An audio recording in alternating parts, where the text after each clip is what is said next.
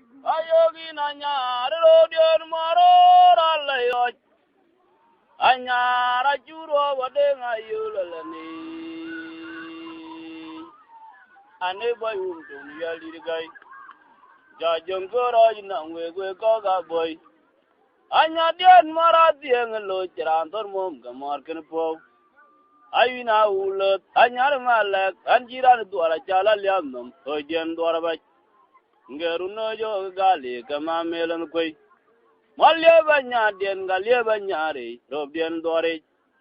rana ajige chadi dige chetot ojen duar jawlo ga nyar mager kwa jol dor ma barangwatum ajina gura gerwe ga yok do ojen dore rana engdi dore anja jong rojungi bom tung to doranyar dai bro kan yang wangoj rob yo roba yuen cho tung to dit jilet om tung to do dit jidwar erboga umajok ngar maralier erbog ban majok wo yogi na nyar ro dior maro ralayo anyara juro wade ngayulani ane bayum tung ni yali gai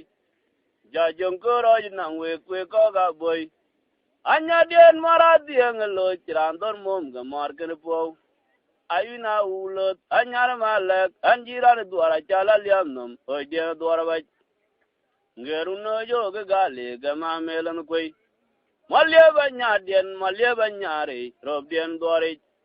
jarana ajige chadi dige chetot ojen duara jawlo ga nyar maker kwa chol dor ma barangwatu ajina gura gerwe ga yok do gojen duare rana tung dir duare kanya jong rojungi iye marnga ngwa kibela jamu gedung marje nyarundai chengdo dien wen gwai nganga yen ye yang dak gabe jaburo wa jon tero no yelai rode gwanang jo je gale bai kwen ka pelanok waje je watuk kwen an chame do jerin gangong oga gabuga ya nyar malwal rin gador aga gabu aywa gailwet aydor walandi ayuna tieng loy tang yar gwa boy morche nga nyarundai chalai mugedeng nyenderubiye yiwong ja je dor kwa cheti nangen bejerwong ja chwe de dwele kwa cherwai nangen ulaga ma koget kudor gung aga gaganga wa kapulan kik markom nyen be chol be jega bilnyang be jen marwa ngadir walan be tung yang nyama kwena bugaywil ayu ayla na gudio lerubiye jawo jawan teinde ojil agedo gaman ke jandi pan golda kan kuya nyar gop agelelaro yen na jao chunga ba ayu ayla na gudio lerubiye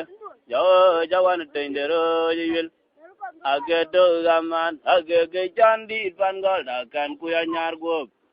agelelaro yen ngaja ojunga ba iyo marnga ngwa gebendor jamu gedu marje nganyar undai chengdo dien wen gwae ngonga yen ye yang ngodak abe jaburo wa jon tero no yelai rodi gwanang jo jagale vai ken ka pelanok waje oje watuk wen an chame do jerin ngong oga gabuga janyar malwal rin gador oga gabuga ywa gailwet aydor walan ya yuna dieng lo tang yar gwa boy marje nganyar undai jadur mugedeng nyindrobuge yiwong ja jelai kwa cheti gatangan ajirwong ja chwede dela kwa cherwai nangan ulaga ma koget kudoragung oga kagangang awa kapulan kik markom nyen gojol be jega bilnyang bichen marwa ngadir walan jotung jang nyama kwena bugaywil ayu ayla na gudio lerubiye jawo jawan teindero yiwil agedo gaman agege jandi pangol dakan kuya nyar gop